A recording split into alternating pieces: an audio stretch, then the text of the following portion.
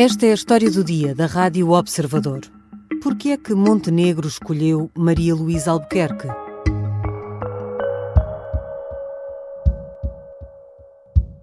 Tomei a decisão, em nome e com o apoio de todo o Governo, de propor à Presidente da Comissão Europeia, a doutora Maria Luísa Albuquerque. Foi uma surpresa para um total de 0 pessoas, diriam os mais jovens. Maria Luísa Albuquerque ocupava provavelmente o primeiro lugar das apostas nas últimas semanas, não só, claro, mas também por se saber que Ursula von der Leyen quer garantir uma comissão com tantos homens quanto mulheres. A antiga Ministra das Finanças até já tinha sido apontada ao cargo, agora só faltará ficar a saber que pasta lhe vai cair nas mãos. Tem experiência suficiente ou a que tem mancha esta escolha? Vou conversar com Ana Suspiro, jornalista de Economia e grande repórter do Observador. Eu sou a Sara Antunes de Oliveira e esta é a história do dia de quinta-feira, 29 de agosto.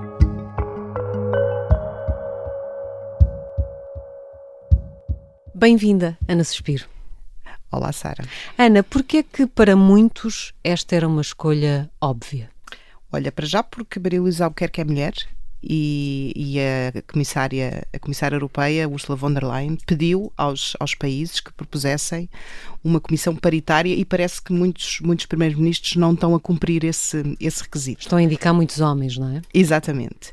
Depois Maria Luísa Albuquerque era um peso pesado do governo de Pedro Passos Coelho, que se manteve sempre muito próximo do atual primeiro-ministro, de Luís Montenegro. Ela apoiou Luís Montenegro nas lutas pelo poder dentro do PSD.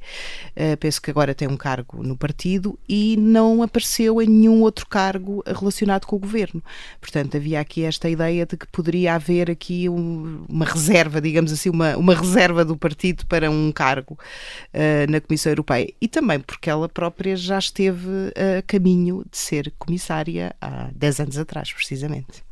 Isso aconteceu quando Passos Coelho era primeiro-ministro e esteve quase para ser escolhida e indicada também. É verdade, era o então Presidente da Comissão Europeia, Jean-Claude Juncker, queria muito que Maria Luísa Albuquerque fosse para a Europa, para uma pasta importante, uma pasta na área das finanças, mas o então Primeiro-Ministro Pedro Passos Coelho acabou por não a deixar ir, porque não sei se te recordas o que é que aconteceu no verão de 2014 em Portugal. Vagamente, Ana Suspiro. Foi houve um banco que foi à vida e que era um banco muito importante e então o Primeiro-Ministro da altura pensou que era mais importante manter cá a Ministra das Finanças para lidar com esta crise bancária e acabou por mandar para a Europa Carlos Moedas. 10 anos depois, Maria Luísa Albuquerque chega a Bruxelas. Quem é, afinal, esta figura? Olha, é difícil responder essa pergunta porque nós sabemos quem é a Maria Luísa Albuquerque, Ministra das Finanças. Porque, obviamente, ela teve uma presença muito intensa, estive aqui a contar, ela, enquanto foi ministra e depois de ter sido ministra, mas pelo que fez ou não fez enquanto ministra, ela esteve presente em 6 comissões parlamentares de inquérito nos últimos, 10, 12 anos. Uhum. Portanto, a gente sabe muito bem quem é a Maria Luísa, Ministra das Finanças, mas depois não temos muita informação sobre ela porque ela era um quadro do Estado, era uma funcionária, passou pela REFER, passou pelo Instituto de Gestão da Dívida Pública, passou pelos gabinetes de secretários de Estado, foi secretário de Estado do Tesouro, substituiu Vítor Gaspar em 2013, naquela célebre substituição que deu origem à crise do irrevogável, não é? Porque Paulo Portas não queria que fosse ela? Paulo Portas não queria, ponto 1, que fosse ela e que ela fosse vice-primeiro-ministro, não é? Isso foi ali uma crise muito complicada. E depois, quando o PSD deixa o governo, Maria Luísa Albuquerque quase que desaparece, ou seja, ela é deputada, ela fica no Parlamento, ainda penso que tem um cargo de vice-presidente no partido, mas depois é envolvida num caso, enfim, foi trabalhar para uma empresa que poderia eventualmente, levantou-se a suspeita de que poderia constituir aqui uma situação de conflito de interesses porque era uma empresa da área financeira. E também porque, entretanto, não sei se te recordas, houve outro banco em Portugal que caiu, que se chamava Banif. Certo. e a responsabilidade que ela tinha enquanto Ministra das Finanças, isto aconteceu 3 semanas depois do PS ter formado um governo, também tinha, enfim, ela não poderia nunca descolar daquilo que aconteceu em relação ao Banif. E ela desapareceu da praça pública, pelo menos penso que continuou ligada ao PSD, não é? Mas sem cargos muito relevantes, continuou ligada ao PSD, que só agora chegou, ou só o ano passado é que chegou à liderança do partido, não é? Porque não tinha uma relação próxima com o Rui Rio. E ela teve a fazer a sua vida profissional, não é? Ganhar dinheiro, enfim, a dar aulas. No setor privado, não é? Exatamente, teve a fazer a sua vida e não teve assim um cargo de muita... que lhe desse assim uma grande visibilidade. Uma das críticas a esta escolha aponta para a falta de experiência europeia de Maria Luísa Albuquerque. Essa falta de experiência europeia é um buraco no currículo da ex-ministra das Finanças? Ela de facto não teve cargos europeus, mas isso não quer dizer que não tenha tido experiência para lidar, ou experiência a lidar com instituições europeias. Enquanto Ministra das Finanças teve interações muito intensas com a Comissão Europeia, certamente também com o Banco Central Europeu. Inclusive ela chegou a substituir Vítor Gaspar nas reuniões do ECOFIN, que é onde se reúnem os ministros das Finanças da Comissão Europeia. Portanto, ela não é propriamente inexperiente do que se passa do lado de lá, digamos assim. E depois para a Comissão Europeia, não esta talvez, mas para a Comissão Europeia do passado, a Maria Luísa Albuquerque é um bocadinho um rosto de um caso de sucesso de intervenção num Estado durante a crise da dívida, não é? Portugal foi considerado um caso de sucesso e a Comissão Europeia era a Troika era a Comissão Europeia e era o Fundo Monetário Internacional e o BCE. Portanto, eu não acho que, enfim, são coisas que aconteceram já há algum tempo. Experiência mais recente, sabemos pelo LinkedIn dela que ela passou por um fórum de mercado de capitais ligados à Comissão Europeia, alguns entre 2019 e 2020, mas não é propriamente ou seja, não se pode dizer que seja uma pessoa que desconheça totalmente o que se passa na Europa. A outra dúvida levantada nas reações a esta escolha tem a ver, pelo contrário, com a experiência que Maria Luísa Albuquerque efetivamente tem com aquilo que fez como Ministra das Finanças. É verdade que aos olhos dos portugueses e do país ficou muito associado ao período difícil da Troika. João Leão, ex-ministro socialista, até diz que a futura comissária tem o perfil certo, mas os portugueses ainda não esqueceram a Troika. Não esqueceram? Os portugueses e a oposição também, não é? Que não deixa os portugueses esquecerem. Esse é de facto um risco. Agora, eu penso que essa herança pesada, não sei se na Comissão Europeia ou no Parlamento Europeu, se é uma coisa que será assim muito considerada por quem tem que apreciar o nome dela e a apresentação dela. E mesmo em Portugal, a Maria Luísa Albuquerque esteve no governo desde 2011, portanto, todo o período da Troika ela esteve lá, obviamente, não é? Mas acabou por estar associada a coisas que não são assim tão negativas. Em alguns casos até foram apontados como sucessos desse período. Estou a pensar nas privatizações, que, enfim, foram muito criticadas por muitos, mas que deram um encaixe muito elevado, acima daquilo que, aliás, estava previsto no programa. E também a Maria Luísa Albuquerque é o rosto da chamada saída limpa, não é? Ou seja, o facto de Portugal ter conseguido sair do programa sem ter necessidade de nenhuma período cautelar, coisa que, por exemplo, na Grécia, como sabemos, não aconteceu, que tiveram vários programas. Portanto, eu acho que ela está, de certa forma, ligada à parte mais positiva ou menos negativa, porque também foi enquanto era ministra que tivemos os primeiros sinais de recuperação económica e de descida do desemprego, enquanto que, por exemplo, o Vítor Gaspar está associado ao lado mais negativo e mais duro da intervenção internacional. Já voltamos à conversa com Ana Suspiro, grande repórter de economia do Observador. Na segunda parte vamos olhar para o currículo de Maria Luísa Albuquerque e tentar perceber que pasta seria mais adequada ao perfil que a ex-ministra tem e qual seria a mais interessante para Portugal.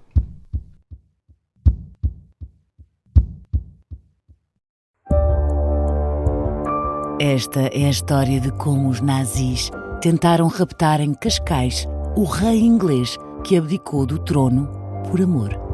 E os alemães dizem, ok, fantástico, tornas-te agente alemão. E dão-lhe um curso rápido de tinta invisível, códigos, etc. Episódio 5. O James Bond nazi. Um rei na boca do inferno. É uma série para ouvir em 6 episódios que faz parte dos Podcast Plus do Observador. É narrada por mim, Soraya Chaves, com banda sonora original de Cláudia Pascoal. Um novo episódio a cada terça-feira. Os assinantes do Observador têm acesso antecipado a todos os episódios desta série, já disponíveis em observador.pt. Os Podcast Plus do Observador têm o apoio da Kia. Estamos de regresso à conversa com Ana Suspiro, jornalista de Economia e grande repórter do Observador. Ana, qual é a área de especialidade de Maria Luísa Albuquerque?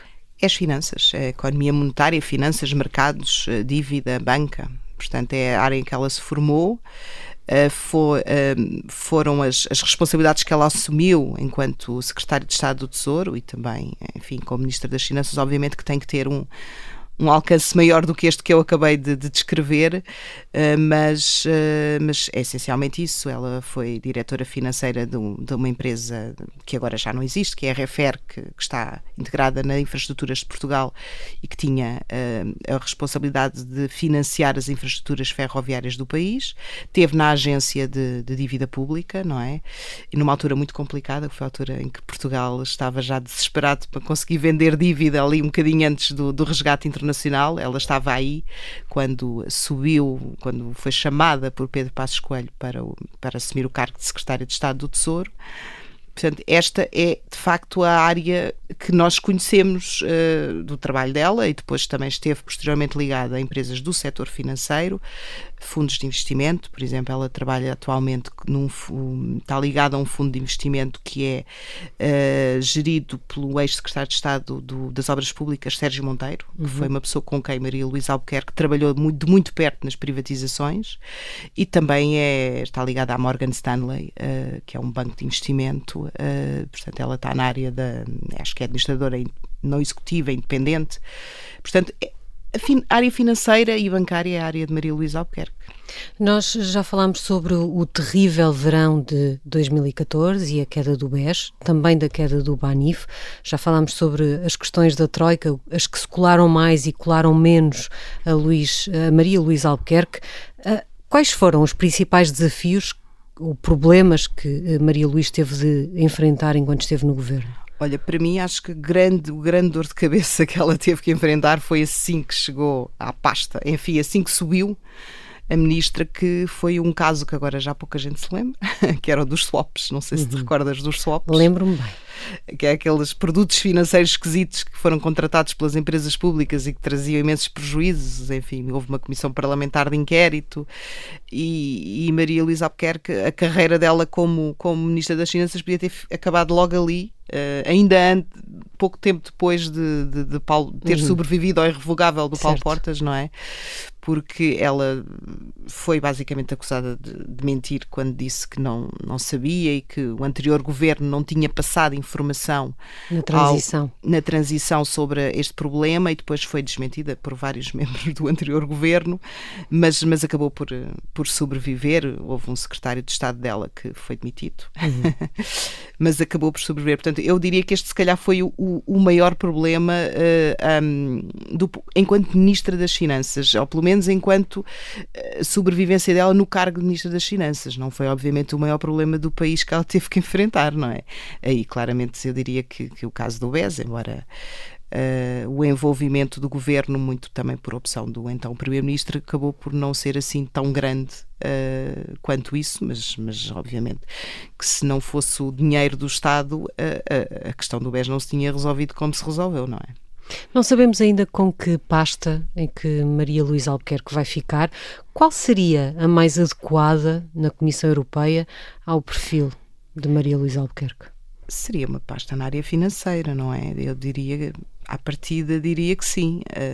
Não sei se está ao alcance teria uma certa graça, mas penso que não é possível, porque é uma pasta, talvez a pasta técnica mais importante da Comissão Europeia, que é da concorrência.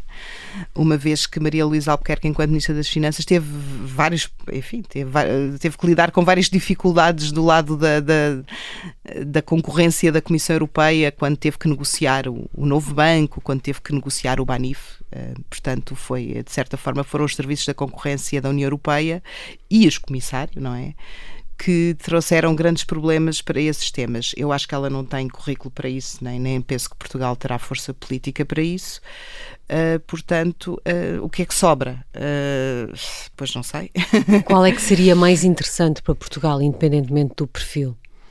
Olha, ela teve para ser comissária da área financeira, da área económica ou financeira, já não me lembro. Sei que em 2014 ela ia ter uma pasta muito importante, se tivesse sido. Neste momento, há coisas que estão a mudar nas pastas da Comissão Europeia, não é?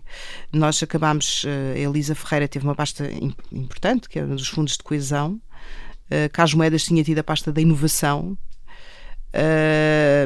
Eu acho que há pastas que são interessantes para nós, por exemplo, a energia. Fala-se muito das interligações e Portugal é um país periférico e está a lutar muito por conseguir interligações e por conseguir ligar-se às redes europeias. Era uma pasta interessante. Habitação também, uma pasta nova também pode ser interessante para Portugal, não é? São hipóteses, mas aquilo são há muitas pastas. Não vai depender também, obviamente, da dinâmica dos outros países e vamos ver que margem de manobra é. Nem sequer não sabemos, penso que não sou só eu que não sei que pasta é que o Governo e o Primeiro-Ministro acharia importante. A escolha, seja como for, será de Ursula von der Leyen. Exatamente. Obrigada, Ana. Obrigada a ele, Sara. Ana Suspiro é jornalista, especialista em economia e grande repórter do Observador. Esta foi a história do dia. A sonoplastia é da Mariana Sousa Aguiar, a música do genérico é do João Ribeiro. Eu sou a Sara Antunes de Oliveira. Até amanhã.